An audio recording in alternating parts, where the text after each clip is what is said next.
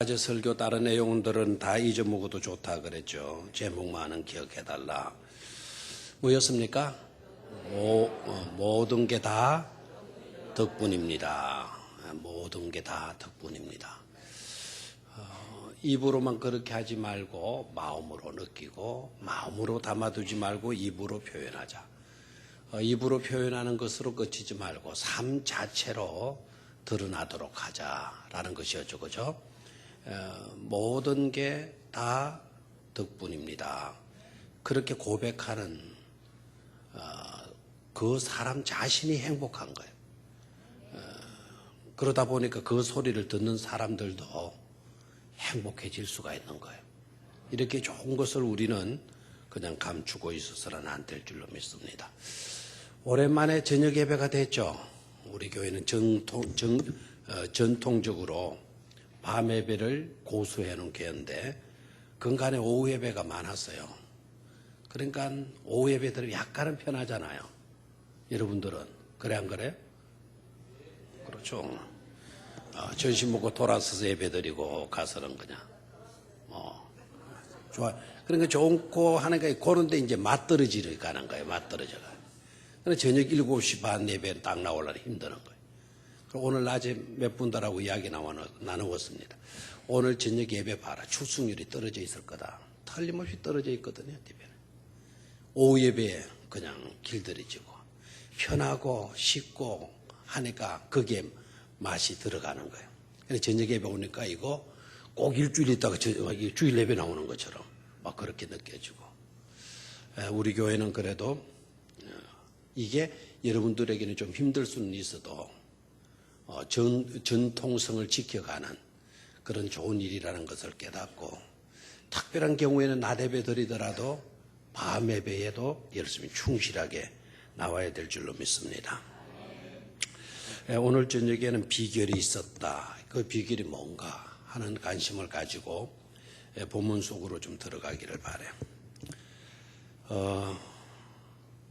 우리 교단이 아니어서 이 선교사님을 우리는 잘 모를 수도 있겠지만은 교파를 초월해서 인도네시아의 선교의 신기원을 이루고 있는 아주 훌륭하신 선교사님이 계세요.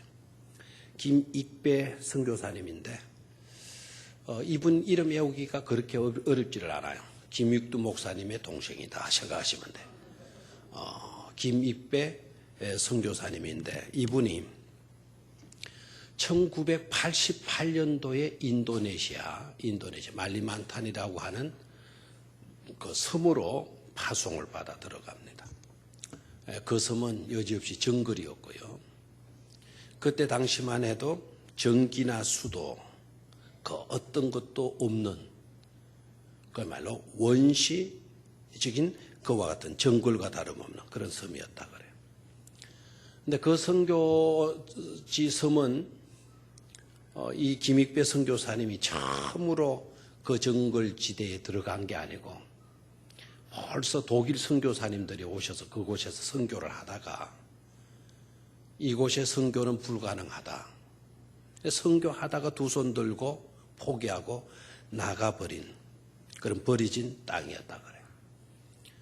그런데 지금 그 칼리만탄 이 섬은 어떻게 되어졌느냐. 아예 이름 자체도요. The Land of God라고 해서 하나님의 땅이다. 그 섬 이름이 신땅, 하나님의 땅이라고 하는 이름으로 The Land of God라고 하는 섬으로 명명이 되어질 정도였다 그래요. 그곳에 병원을 짓고 그곳에 학교를 짓고 그곳에 교회를 짓고 그러니까 그 선교지를 탐방하고 온 유명한 교수님들이 보니까 이거는 세브란스 병원, 연세대학의 역사를 지금 재현하고 있다. 연세대학의 역사를 지금 재현해서 새로 쓰고 있다. 그래서 연세대학이 세워지고 세브란스 병원이 세워지게 된 그 역사를 재현해서 지금 칼리만탄 섬에서 쓰고 있다. 이렇게까지 표현을 했습니다. 그러니까 그 섬의 선교가 어떤 내용으로 이루어지고 있다라는 연세대학교의 역사를 보면 안다라는 거죠. 근데 그가 이렇게 훌륭한 선교의 신기원을 이룰 수 있는 그런 업적을 이루기까지는 김익배 선교사님 자신에게 있다라기보다는 그의 어머니가 박상금 권사님이신데 이 권사님의 기도가 탄탄한 배경이 되어졌다라는 거예요. 얼마나 기도를 많이 하는 권사님이신지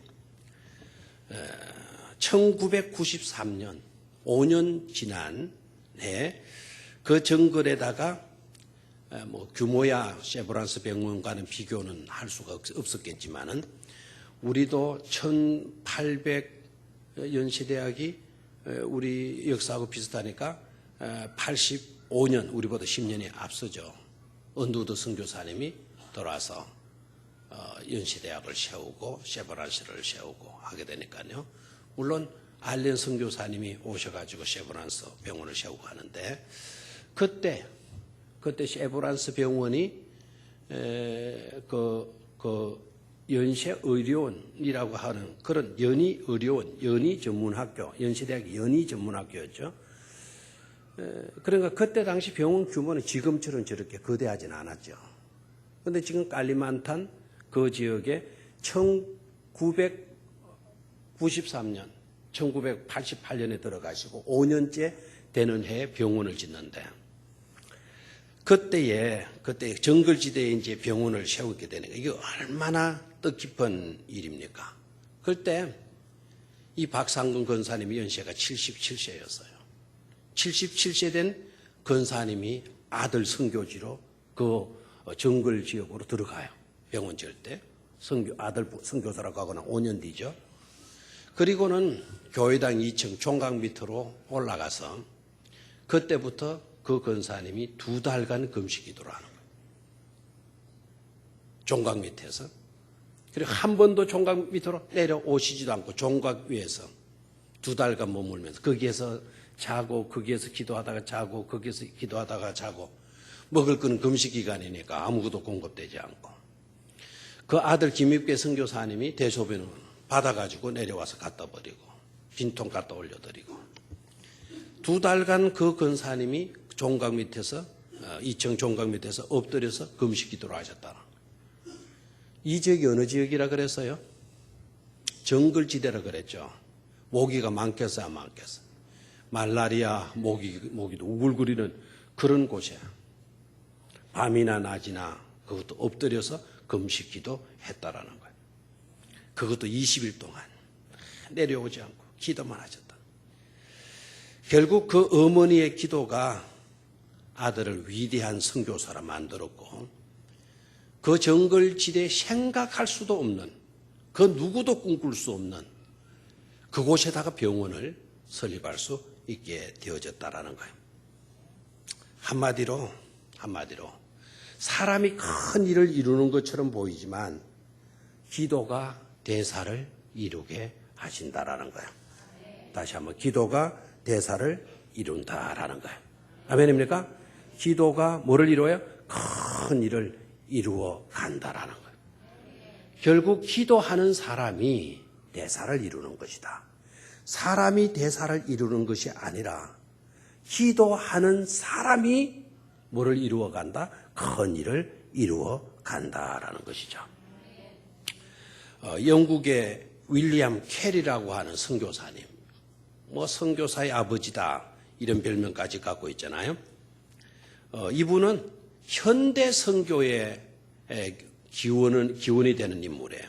신기원을 이룬 사람이 누구냐라고 물으면 영국의 윌리엄 캐리입니다.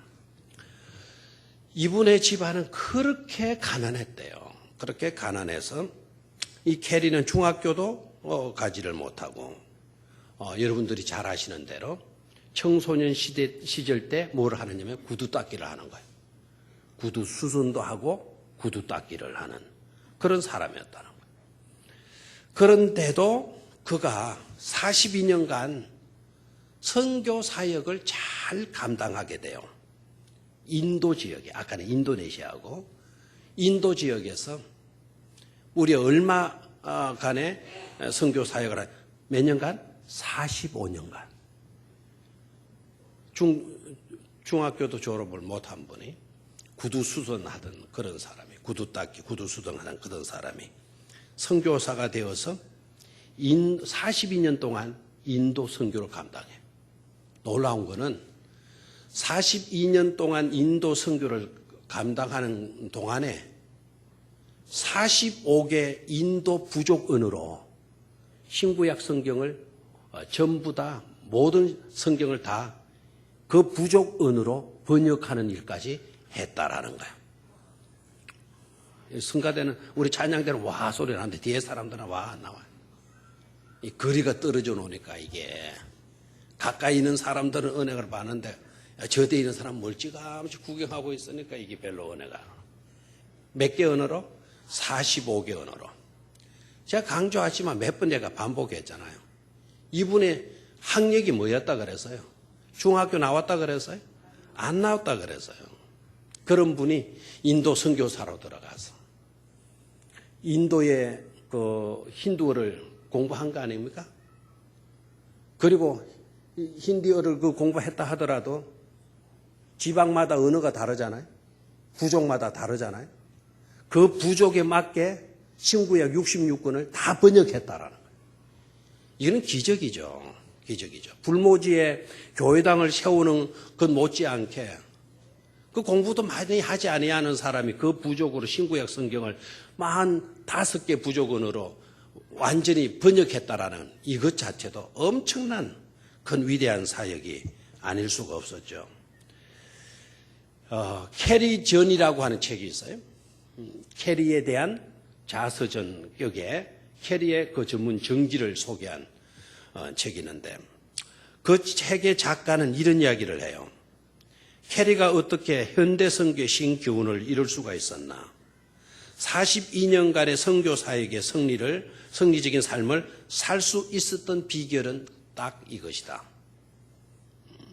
그게 바로 뭔가 하니까 그의 누나가 영국에서 있었는데 그의 누나가 영국에서 병원에 입원해가지고 지금 우리나라 말로 요양병원 같은 그런 성격의 병원이죠. 그 요양병원 같은 병원에 입원하여서 42년간 그 요양병원 같은 병원에 병상에 누워 있으면서 끊임없이 기도해준 중보기도 덕분이라고 캐리 전을 저술한 사람이 소개를 하고 있어요. 누구의 기도? 누나의 기도. 누나는 어디에 살았다 그래서요? 런던에, 영국의 요양병원에 그것도 몇 년간이나 입원해 있었다고요? 42년. 정말 여러분 빨리 하나님 빨리 좀 데려가달라고 기도도 지금 해놔요 미리.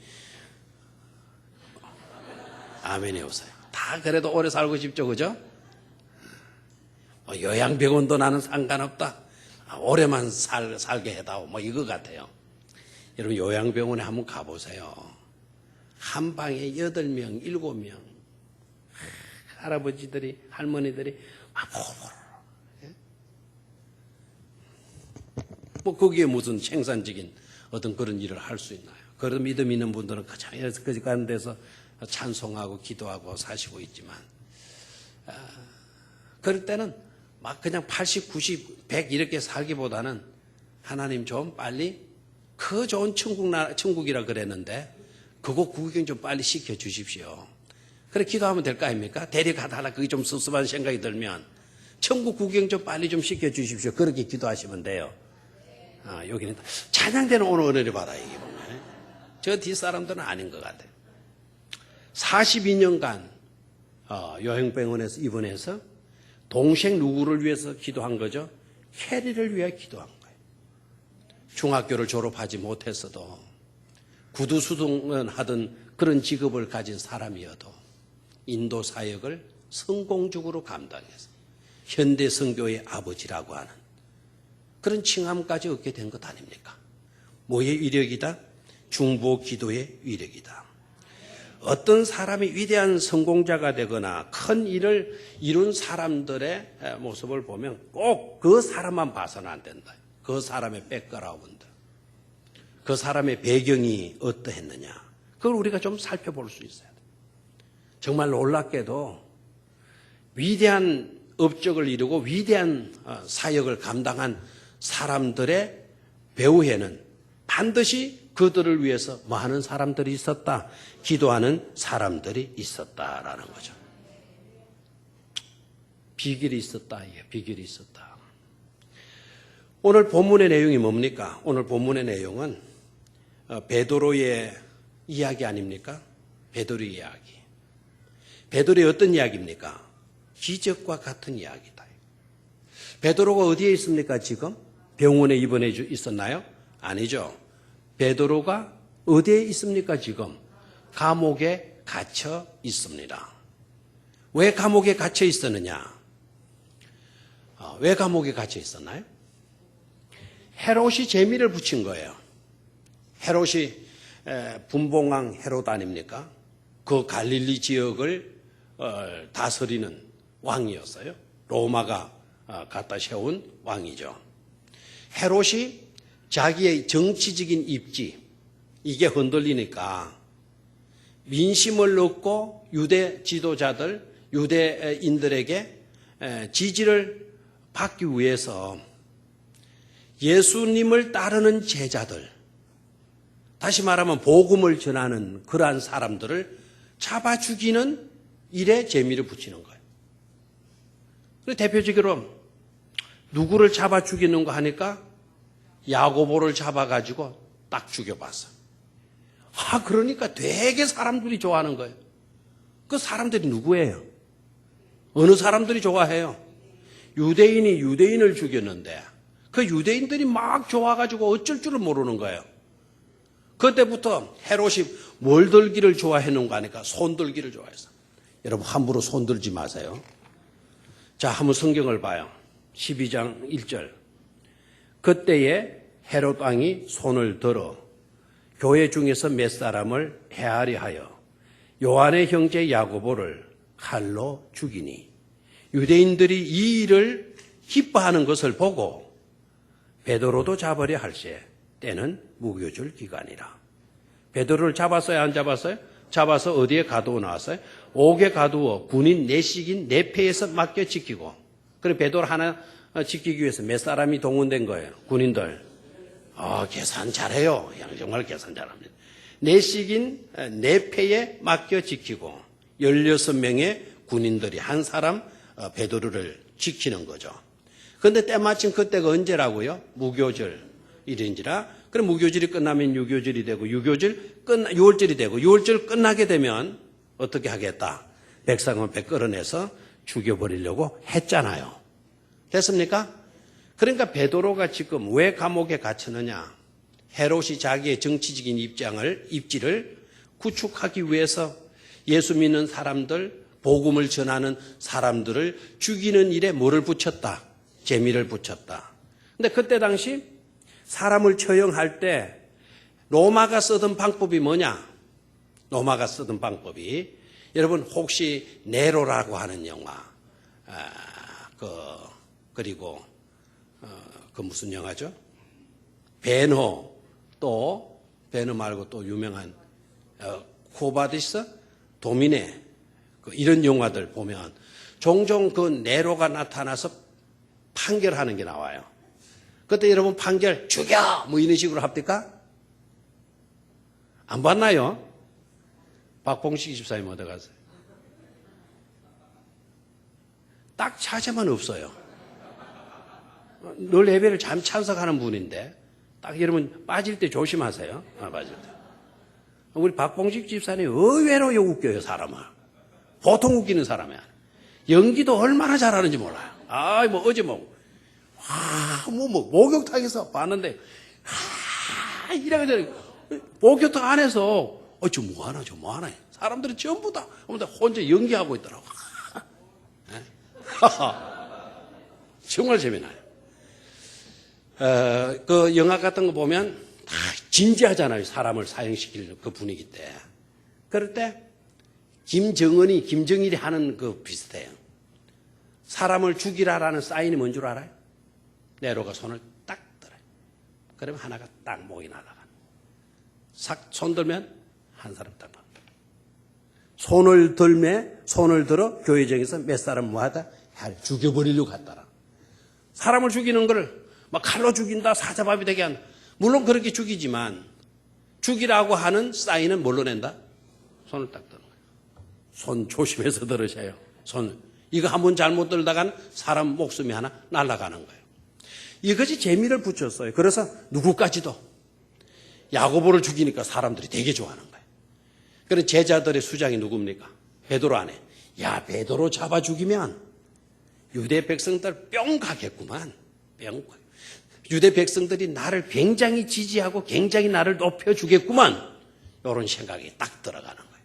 그래서 누구를 잡아들여버려요? 베드로를 잡아들여버려요.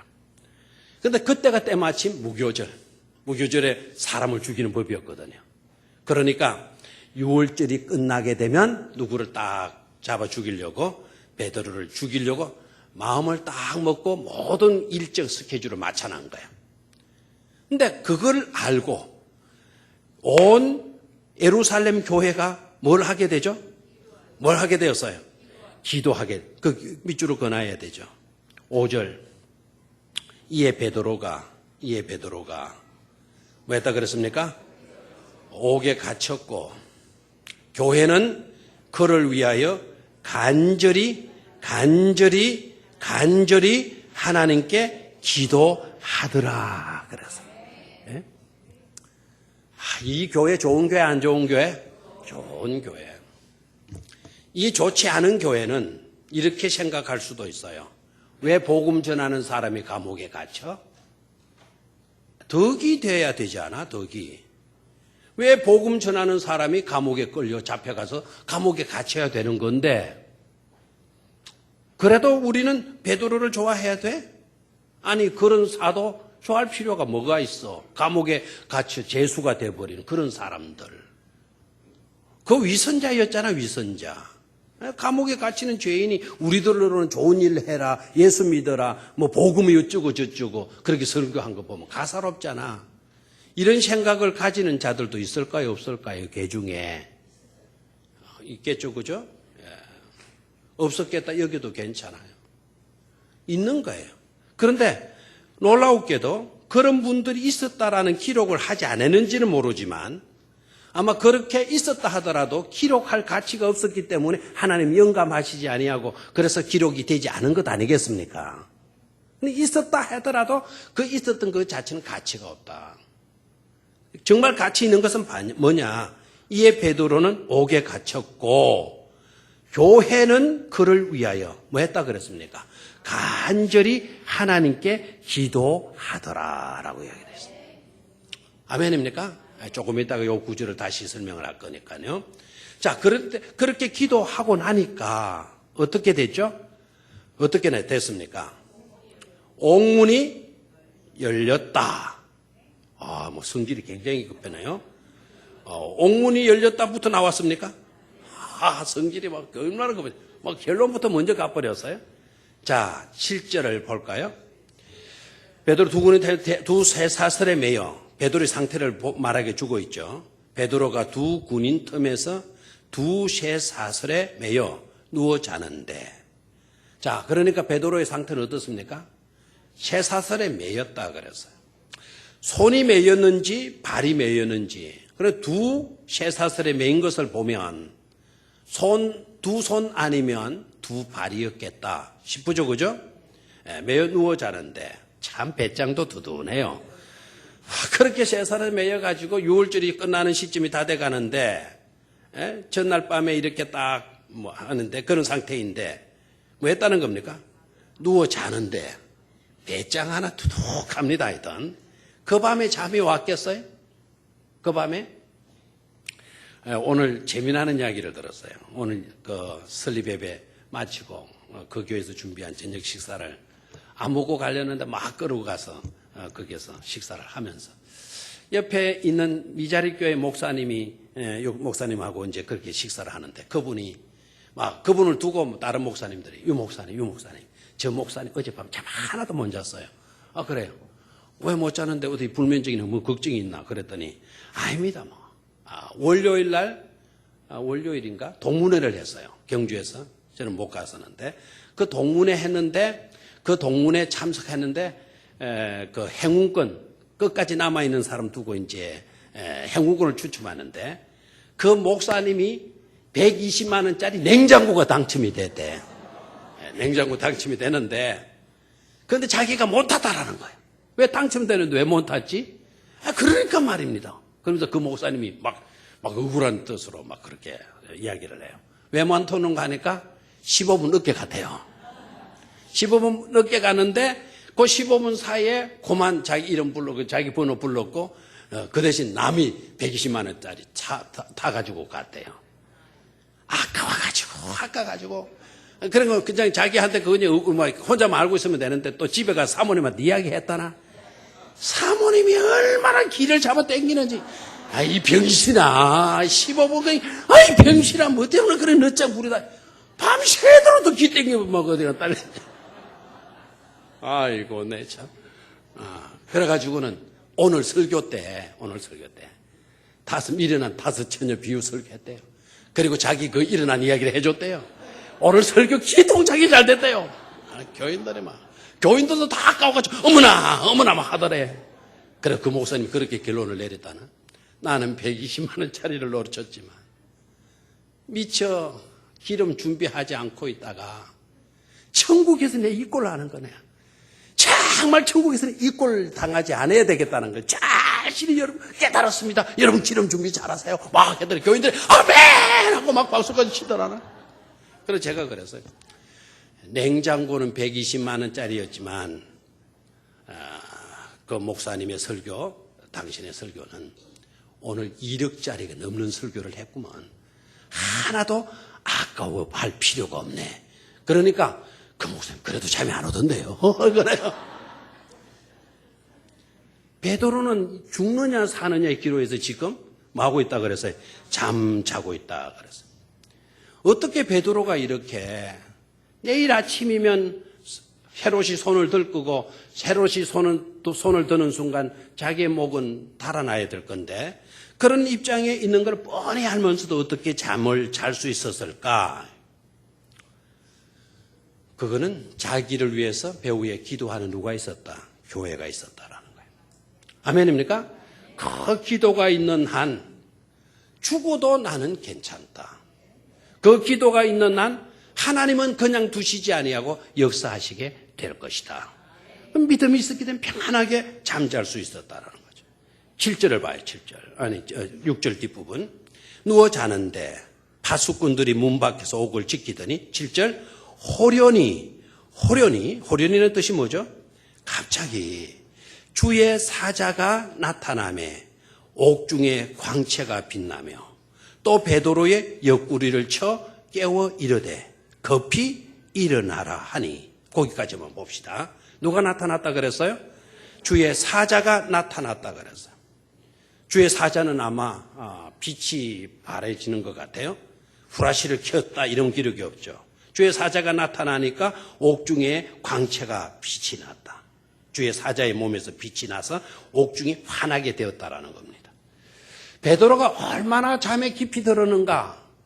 빛이 환하게 이제 사자가 환하게 이렇게 됐으면 여러분 잠 깨요 안 깨요? 여러분 잠 자고 있는데 누가 와서 전기불을 확 켰다. 그러면 어떻게 되죠? 잠 깨잖아요. 그런데 베드로가 얼마나 태평무사하게 잠을 자는지 그 환하게 광채가 나는데도 안 깨는 거예요. 그래서 천사가 옆구리를 쳐서 뭐 했다 그랬어요? 깨웠다. 들어봐요. 성경을 읽을 때 상상의 날개를 달고 읽으라 그랬어요. 그러면 주의 사자가 베드로를 깨울 때 옆구리를 쳐서 깨웠다는데 어떻게 깨웠겠어요? 여러분들이 깊이 잠자는 사람을 깨울 때 하는 방법 뭐죠? 남편이 출근할 시간인데 이 곤히 잠자고 있어 이거. 불을 켜도 안 일어나 이거. 여보 일어나서 회사 가야지 계속 기둥도 안 해. 그때 가서 어떻게 해요? 어떻게 깨워요? 우리 김 권사님 가서 손으로 흔든다. 신사적인 방법. 또 어떻게 깨워요? 입으로 확 걷어 제치고 그 다음에 발로 이 구리를 치면서 안 일어나 이거? 이러는 사람도 있을 거고 손을 잡아서 낚아채서 세울 경우도 있겠죠. 주의 사자가 베드로를 어떻게 깨웠겠냐? 옆구리를 쳤다. 손으로 쳤을까? 아니면 발로 쳤을까? 재미나잖아요. 손으로 쳤건 손으로 옆구리를 칠 수 있나요? 어떻게 보면 발로 참 기분이 많이 들어요. 베드로의 옆구리를 쳐 깨워 이르되 급히 일어나라 하니 어떻게 됐습니까? 쇠사슬이 그 손에서 마여지더라. 쇠사슬 착고를 풀었다라는 내용이 없죠. 그렇죠?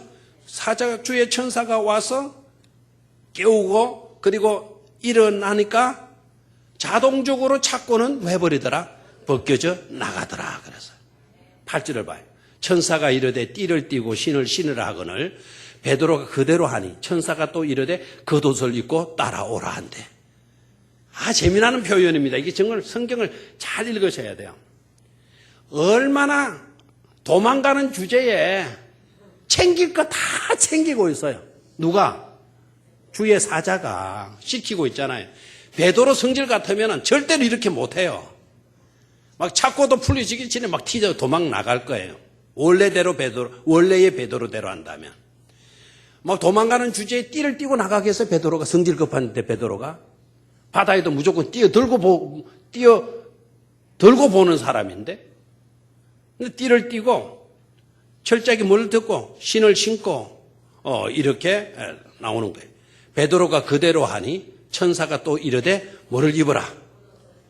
철저하게 챙겨주죠. 그죠? 겉옷까지 다 챙겨줘요. 9절 내려갑니다. 베드로가 나와서 따라갈새 천사가 하는 것이 생시인 줄 알지 못하고 내가 꿈을 꾸고 있구나. 환상을 보는가 하니라. 10절 봐요. 이에 첫째와 둘째 파수꾼을 지나 시내로 통한 쇠문에 이르니 문이 저절로 또 뭐예요? 열리는지라. 완전히 오토매틱입니다. 여기에서 자동문이 나온 거예요. 자동문. 요새 호텔이나 식당이나 가면 막 자동문이 술술 열리죠. 여기 자동문이 여기서 나오는 거예요. 저절로 열리는지라. 나와서 한 거리를 지나매 천사가 곧 떠나더라. 그래서요. 천사가 떠나고 정신이 싹 드는데 이거 감옥에 있던 내가 이거 바깥 아니야. 이렇게 된 겁니다. 맞습니까? 자, 12절로 내려가요. 깨닫고 누구의 집으로 갑니까? 마가라 하는 요한의 어머니 마리아의 집에 가니 여러 사람이 거기에 모여 기도하고 있더라. 그래서요. 베드로가 뭐 하게 된 거죠? 석방되게 된 거죠. 사형당하기 전날 풀려나게 된 스토리예요. 스토리. 어떻게 베드로가 풀려날 수 있었나? 어떻게 베드로가 감옥 밖으로 나올 수가 있었나? 일단은 우리가 가깝게 한번 접근해 봅시다. 어떻게 베드로가 감옥 밖으로 나타났었나요? 주의 천사가 와서 베드로를 데리고 나왔기 때문이다. 맞습니까? 그러면 주의 천사는 어떻게 그 감옥에 갈 수 있었나? 감옥에 천사, 주의 사자가 올 수 있었던 것은 천사를 감옥으로 데려간 사람은 누구였을까? 데리고 간 것은 누구였을까? 잘 생각하셔야 돼요. 그거는 바로 예루살렘 교회의 성도들의 기도였다라는 거예요. 이 본문에서 영국 유명한 스폴전 목사님 영감을 얻었어요. 영감을 얻어서 그는 이런 이야기를 해요. 어떤 이야기를 하는가 하니까 천사는 베드로를 옥에서 데리고 나왔다. 그러나 천사를 데리고 온 것은 성도들의 기도였다라는 말을. 아주 가슴이 뭉클해지잖아요.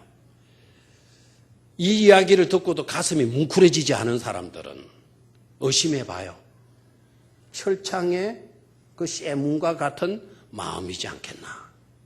그 쇠문도 천사가 나가니까 오토매틱으로 열려지는데 이놈의 마음문은 열려지지도 않는 이거 이상하게 열리지도 않은 그런 마음문이고 있지는 않는가 생각하셔야 돼요. 그래도 가만히 있네요. 다시 한번요. 천사는 베드로를 옥에서 데리고 나왔다. 그러나 천사를 그 감옥으로 데리고 온 것은 성도들의 뭐였다? 기도였다. 참 너무 좋아요. 그러니까 기도하면 하늘의 천사들이 동원된다라는 사실이에요. 필요한 것으로 기도가 그 천사들을 데리고 간다라는 거예요. 지금 천사의 도움을, 하나님의 사자의 도움이 필요한 것은 감옥이잖아요. 그렇죠? 그 감옥에 예루살렘 교회 성도들이 갈 수는 없잖아요. 예루살렘 성도들이 가서 감옥에 있는 베드로를 끄집어내 올 수는 없잖아요. 왜요? 군인들이 네 겹으로 보초 서고 있으니까.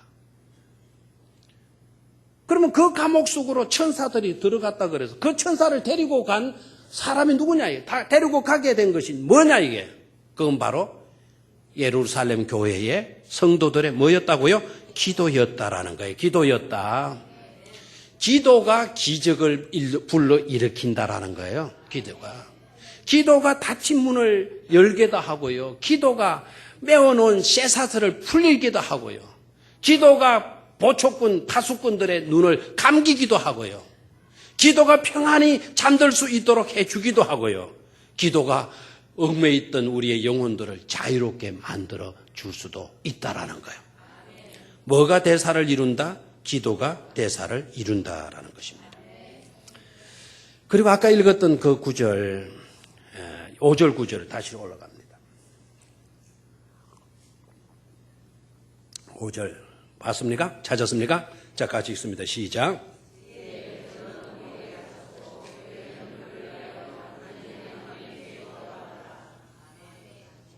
이에 베드로는 옥에 갇혔고, 자, 아주 안 좋은 상황에 놓여 있었다라는 거죠. 그렇죠? 안 좋은 상황, 불리한 상황, 어려운 상황, 그런 상황에 놓여 있었고, 그런 상황에 놓여 있다고 해서 교회는 절망하지 않았다라는 거예요. 교회는 뭐 했습니까? 그를 위하여 간절히 하나님께 기도하더라라고 이야기했어요. 안 좋은 상황을 두고 우리가 해야 할 것, 교회가 해야 할 것이 바로 뭐다? 기도다라는 거예요. 안 좋은 상황을 두고 좌절하면 안 돼요. 안 좋은 상황을 두고 우리가 불만 불평해서는 안 된다라는 거예요. 안 좋은 상황이 내 곁에 펼쳐지고 있다면 우리는 그 시간이야말로 엎드려 하나님께 간절히 뭐 해야 될 시간이다. 기도해야 될 시간이다라는 것을 우리에게 말씀해 주고 있어요. 5절이. 그리고 거기에 간절이라는 단어, 이 간절이라고 하는 단어에 동글레미를 해놔요. 이 간절이가 뭐냐? 간이 저리도록.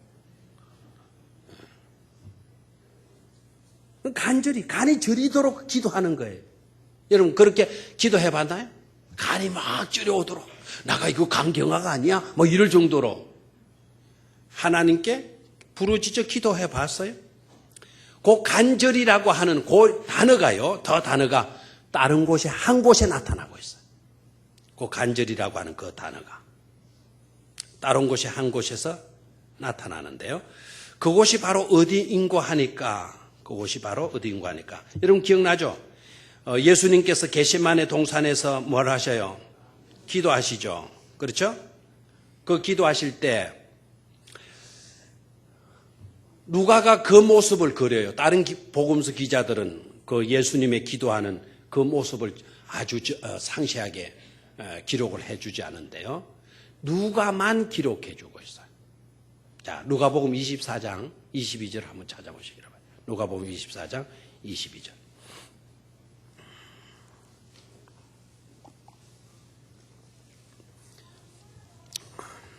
누가복음 24장 22절.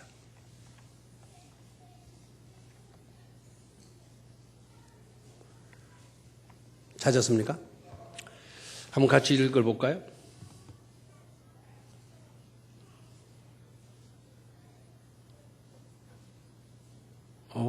가만히 있거라. 예수님의 그 겟세마네 기도가 어디 나타나요? 예? 22장 내가 잘못 이야기했나요? 마지막 만찬 44절. 엉뚱하게 됐네요. 자, 44절 같이 읽습니다. 시작.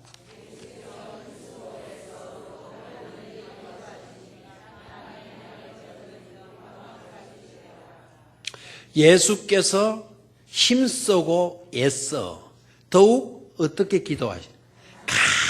간절히 마시니 기도하시니 땀이 땅에 떨어지는 뭐 같이 되더라. 핏방울 같이 되더라. 에크테노스, 간절히.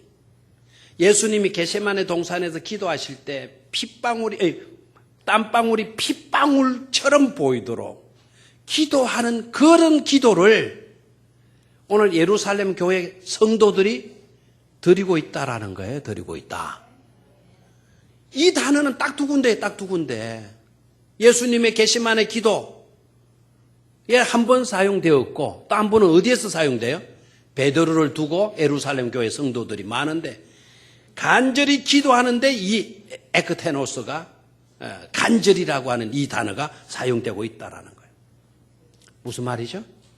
예루살렘 교회가 기도하는데 적당하게 기도했다? 형식적으로 기도했다? 그냥 그랬으면 좋겠다라는 그런 마음으로 기도했다? 아니죠.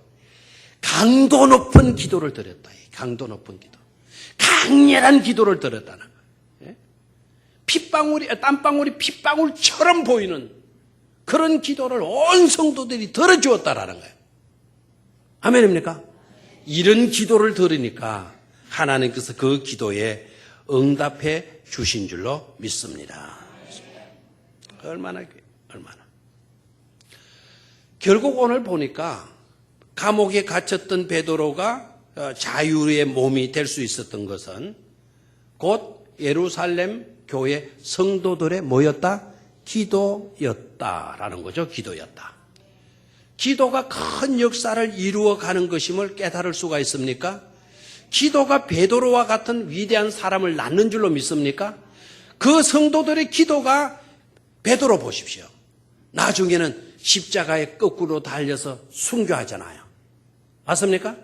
그 베드로가 결국에 가서는 교회의 어떤가는 제자가 되어지잖아요. 그 베드로를 보고 우리 주님께서 일찍이 말씀하신 것이 있죠. 네 이름을 게바이나 지금부터는 네 이름을 뭐라 하라? 베드로라 하라.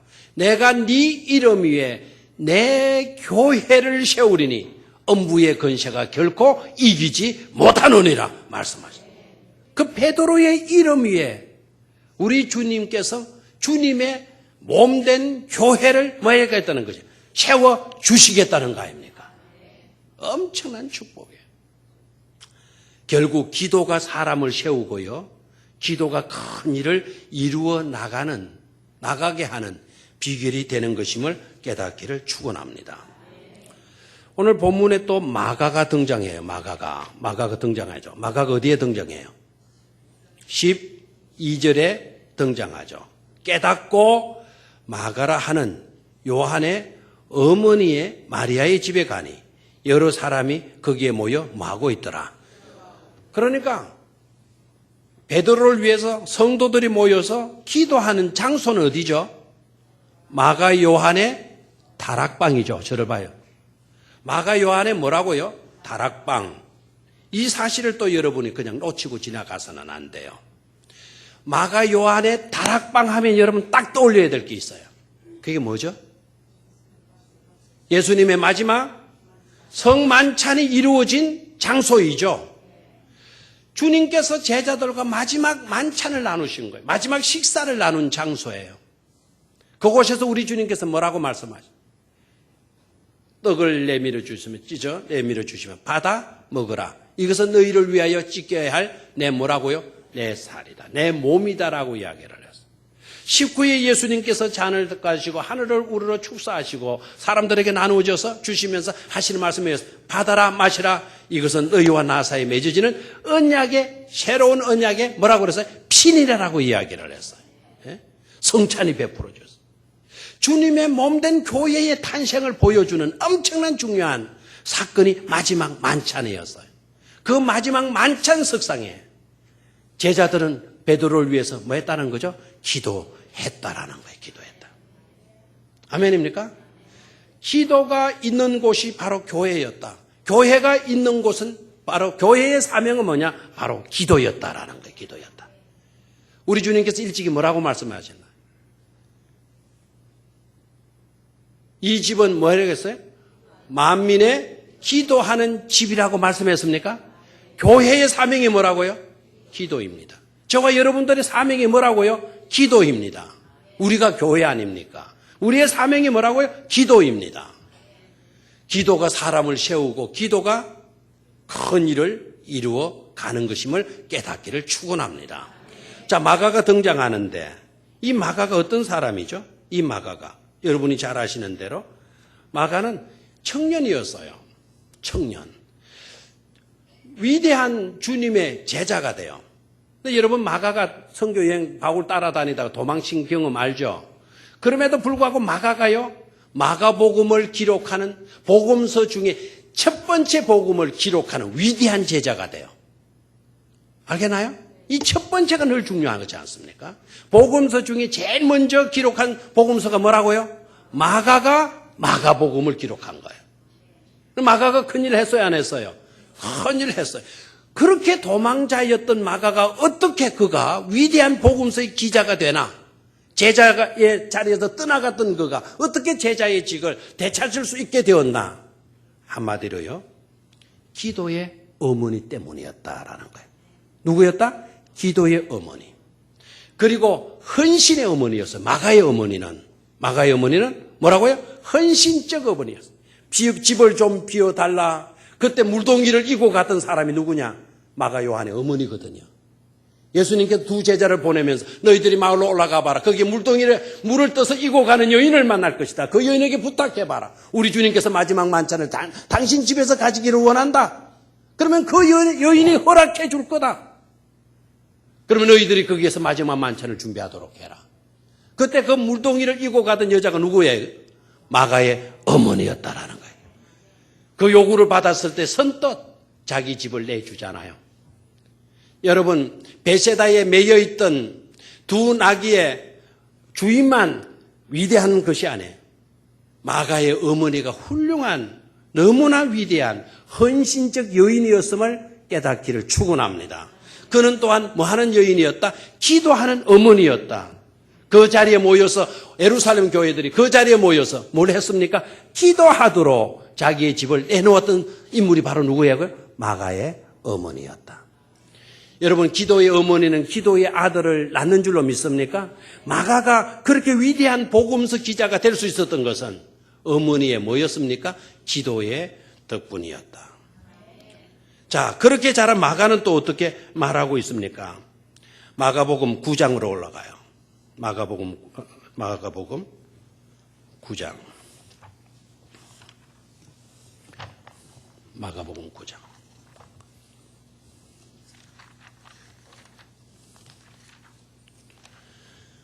제가 이 성경 저 성경 보고 막 해놔서 혼돈됐는데요. 29절을 봐요. 29절, 이 사건을 또 중요시 여겨야 돼요. 귀신 들린 아이를 고쳐준 이야기예요. 변화산에서 예수님, 변화산 위에 올라가셨다가 내려오시고 난 뒤에 이어졌던 사건이에요. 사건 내용인데요. 귀신 들린 아이를 고쳐주는데 29절 찾았습니까? 시작. 이르시되 기도 외에 다른 것으로는 이런 종류가 나갈 수 없노니라 하시니라. 거기 동금을 해라. 기도 외에 다른 것으로는 이런 종류가 나갈 수 없노니라. 나갈 수 없노니라 그랬어요.